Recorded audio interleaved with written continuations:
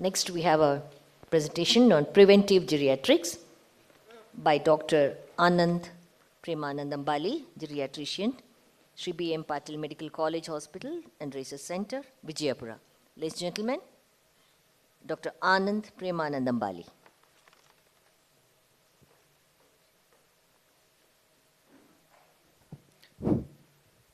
Madam, pointer. A very good afternoon to all of you. Very good afternoon to all of you. Yeah. So we have a very charming and dynamic lady. She keeps telling, give a round of applause. Give a round. You know why? Okay, not for me. You know why the reason behind a round of applause? Like she makes you to clap. Okay, why you should clap? Anybody?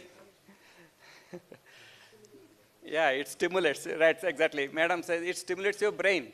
It improves your blood supply to the brain, right? And likely chances that you will develop dementia in old age will be very, very less. So keep clapping, not only here. So that is a very important aspect. Just clap doesn't cost anything. It doesn't cost anything. You have to just clap, make noise. Okay, I know if you want somebody to stop the lecture, you do such things, right? In the classroom, you do such things, right? When the speaker is talking and you are boring, you start clapping. So that's fine. So we will go ahead with preventive geriatrics. So what we can prevent in the old age, right? This discussion in next 15 minutes is for all those who have grandparents in their home. Yes. And those who are 60 plus in this audience. No, nobody 60 plus. Nobody wants to feel old. That's a good thing. That's a great. Always be proud to say, I am old. Okay, that is the nature. Okay, and very selected people will go for old age, I'll tell you. Not all are blessed to be old. That has to be a charming. And third, those who think that they will go into the old age. So this talk is dedicated for them. I bring greetings to you from a geriatric clinic from Vijayapura, which we started in 2007, and now we have 2 MD geriatric students in our college every year. Now, prevention is the key. Yes, that's why preventive geriatrics. That's what we are talking about, preventive geriatrics. So, in all non-communicable diseases, because today the conference is on non-communicable diseases, the theme is on NCD. All communicable diseases, when it has to end, the end points are. Means what I am telling you is, any person having a non-communicable disease will have a mortality either due to infection or organ failure, blindness, amputation, stroke, bed sores, falls, dementia, renal disease, pneumonia, and degenerative disease. One example, a patient with stroke never dies because of stroke per se. He will die either because of pneumonia or a bed sore. And all these are preventable. I'll tell you, all these are preventable. So how we can prevent each of them, we'll discuss. Now, why we should prevent? Because by preventing these complications, we can give a good quality of life for the senior citizens, for our older patients, right? And these complications can be delayed as well as prevented. That is what we are going to discuss. So what is our main goal? Our main goal in a geriatric care is to improve quality of life. And the main aim is to keep the person as functionally active as possible. The 4 senior citizens sitting in this audience, they are the live examples of active aging. I think we should congratulate them because they are the examples of active aging, right? So despite having diseases, they are so active. Now, what all we can prevent? So in next 10 minutes or 12, what I'll discuss is how can you prevent infectious, falls, how can we prevent memory decline, constipation, disabilities, bed sores, caregiving burnout, and insomnia. We will not talk about sarcopenia and fatality, which will take some long time for that. Now, if you think that these can be prevented, yes, in everybody's home, simple measures we can prevent. Now, the first thing is infectious disease. All persons above 60 years must take these vaccines, irrespective of disease status. It is for your grandparents, your parents, and all. right? The tetanus, diphtheria, pneumonia, influenza, and pneumococcal, hepatitis B, herpes zoster, and COVID-19. These are the vaccines recommended by WHO, Geriatric Society of India, Ministry of Health, Family Welfare of India. Presently, in my hospital in Bijapur, we are running this pneumonia, influenza pneumonia camp. Every year we conduct this camp. That's what Dr. Pradnya was discussing. Every year we ensure that we procure these vaccines from outside the country and ensure our senior citizens get these vaccines in Bijapur, place like Bijapur. So tetanus should be given after 60 years once and every 10 years. Pneumococcal, 1 dose every 5 years. Influenza, once every year in October, preferably in October. Hepatitis B. Why hepatitis B? Because more and more older people are going for surgeries like knee replacement, open heart surgery, hip replacement. So many surgeries they are undergoing. Herpes zoster, 2 doses. Now the Amitabh Bachchan is coming to promote the shingles vaccine on the TV. Most of you must have seen Amitabh Bachchan is promoting this vaccine for the herpes zoster. It has 2 doses between 2 months. And COVID-19, we all have taken that. Now coming to fall. Fall prevention is very, very important. Nowadays, the youngsters in the home are attached so much to the mobile and laptop, they are putting the charging points on the floor. And most of the older people fall because of that. Okay. So what falls leads to? Falls leads to mortality. They become bedridden or they develop pressure sores. Falls is very costly disease. If an old man today get a fractured neck femur in Bangalore, it may cost around 4 to 5 lakhs to get operated and come back. Right. So, and the daughter-in-law has to leave her job to take care of that old man. And it leads to poor quality of life. Now, what are the safety measures? This is what we do. Even if your grandparents have gone somewhere or your grandparents have come to your home, they are not used to your home settings. You can use cushions like this so that even if they fall, they should not get injury. Avoid these carpets, which have rugged carpets, which have cutting. Chappals. Ensure that your grandfather changes your slippers every 2 years. And these are the glasses which makes them prone to fall while getting down. Most of the older people fall while getting down. This is very important. So always, if you are with a grandparent, let them take a step by walk and go down by escalator or the lift. Dhoti is one of the commonest risk factor in India for the fall. And in the most of the homes and the hospitals, the bed rails are put in the full length. That itself is a risk factor for the fall.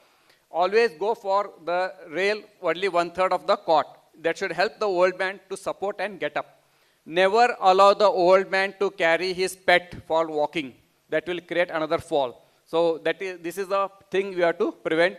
Always use anti-skid tiles. Whenever you build a new home, try to have anti-skid tiles in the home and supports at the toilets. And whenever you have a staircase, color the first and the last steps with the rails also to be colored. And we always tell the old persons that whenever after bath you are clothing, sit on the table or sit on the chair or the bed and then put on the cloths, or you are likely to fall while wearing the clothes. And now there are a lot of socks available. Anti-skid socks are also available in the market, very economical. And you should never allow the old man to climb the stairs for the keeping the items on the shelf. That again leads to fall. So there are hip protectors available in the market. They have to just put the hip protectors and more on. Whenever they fall, less likely that the bone get fractured. Now these are the patients, older patients who try to rush to the bathroom in the night hours. So they get up every hourly for various reasons. Now what we tell them is to just keep a bucket, a wide mouth old bucket in the home next to your bed with a lid cover. Whenever you had urge to pee in the bucket and close it on early morning, you can clean it, right? See, these are the simple measures to prevent falls among the older people in your own home and the hospital. Now the digital era, these are the digital instruments that are come to assess whether the person has fall. On the left side, what you are seeing is you have to just press the button. If they fall, it will be around their neck. And the daughter-in-law or the son, whoever is having that app in their mobile phone, they will get the beep that the old man had fallen in the home. Now, these are how the older persons in Bijapur, they still follow. They say that your hospital and your homes are more dangerous to fall. You come to my place, the floor is even, it is mud, and we never fall with using these sticks. Okay.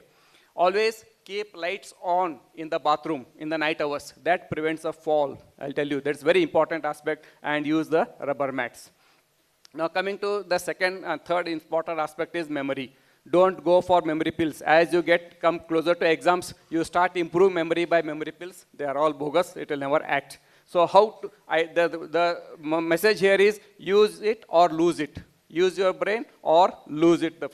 So active brain, you should always keep playing music, keep your hobbies active, chant mantras, playing games, clap. I told you the clapping is again a good activity. Why don't you try this?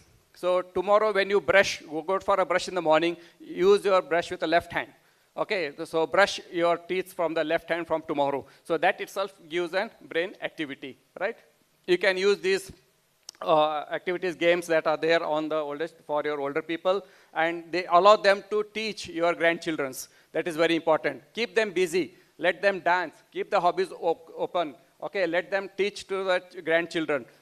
By that, their memory will be intact. Okay, so allow them for their hobbies like painting, dancing, or reading. What all hobbies the older person has, it has to be continued in their home.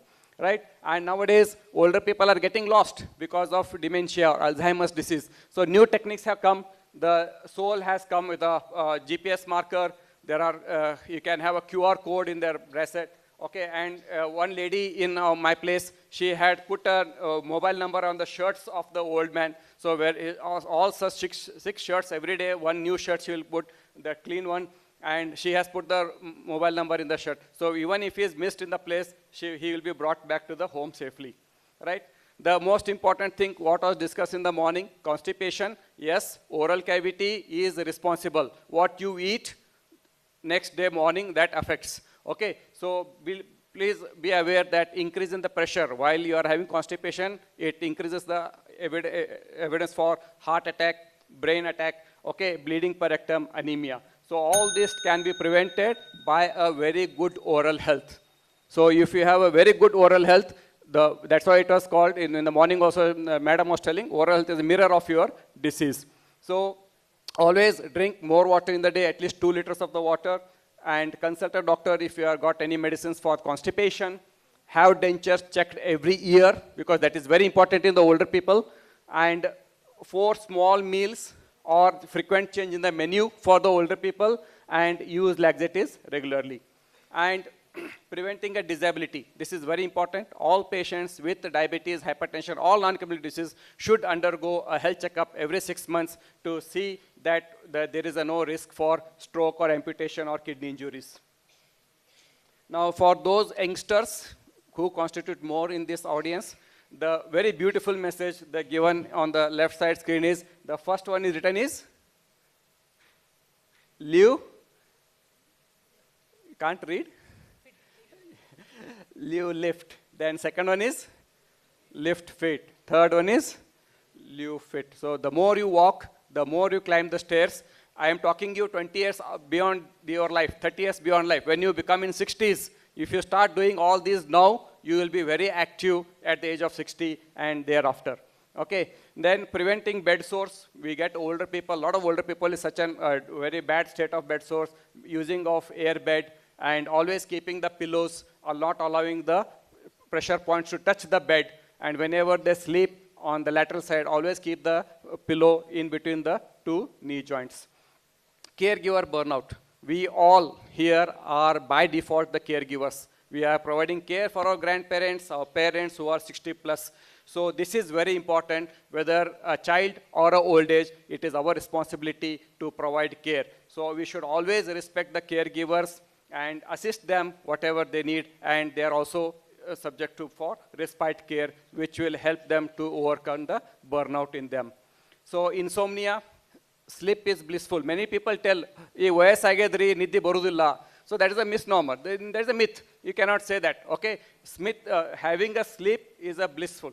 Okay, there is nothing like that. Okay, so delay in getting sleep or early awakening from the sleep, they suggest that the old man is under depression or anxiety. Habits like watching TV, mobile, late night, all that. Snoring is another important aspect for disturbed sleep. So what you can do, you can tell the person, stop watching TV after 10 p.m., stop drinking water after 9 p.m., If they have benign prosthetic hypertrophy, that should be checked by a clinician. And yes, medicines for sleeps are recommended because we want the old man to have a good quality of sleep and a quality of life. So most of the older people, they think that it has come to me because of my old age. No, old age is not a disease. It's a physiological process. So all these can be prevented if the older people think two things, that this is not the part of old age and don't blame it on the age, okay? So the take-home messages are, don't deny the symptoms. Even if your grandparent says that I had a fall or I had a giddiness, don't deny, take him to the physician. Regular checkup and medicines for all the non-communicable diseases that they are living with. Exercise, yoga, meditation is mandatory for all of us. And most of the time, the youngsters here, they start walking only when they are diagnosed with a new disease. Okay? Mental and physical health are two important assets which we should invest on to have a healthy aging. And independent or near independent life full of happiness is what is our goal for the older people with our society. So thank you, my dear friends, and for patient listening. I'd just like to end with the quote, you do not heal old age, you promote it, you protect it, and you extend it. So with this background, I thank you all for your patience hearing, and I hope that you keep preventing happening all this among your grandparents and parents. Thank you so much for your patience hearing. Thank you very much. A very nice presentation, sir, and much needed for everyone. We have very clearly shown us growing old is inevitable, but growing up is optional. Giving so many tips. Thank you so much, sir. And of course, and we can age gracefully. Yes.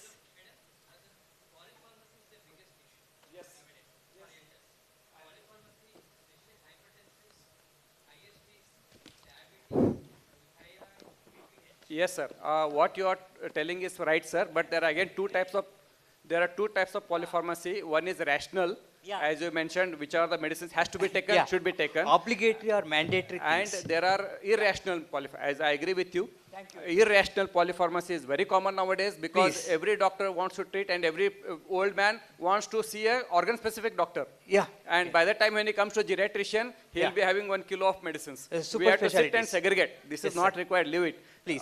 You are right, sir. Polypharmacy is also is one which has to be especially after 80s and better we want to gradually taper thing until it is mandatory. Exactly, especially sir. some of the aspirins and some of the As things. Hippocrates mentioned that food, your medicine should not be your food. So.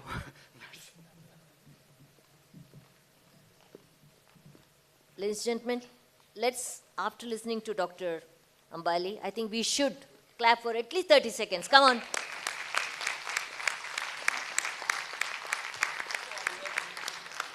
Thank you so much. Thank you so much. May I request Dr. Soumya Mani to do the honors and present this memento and the certificate to Dr. Ambali.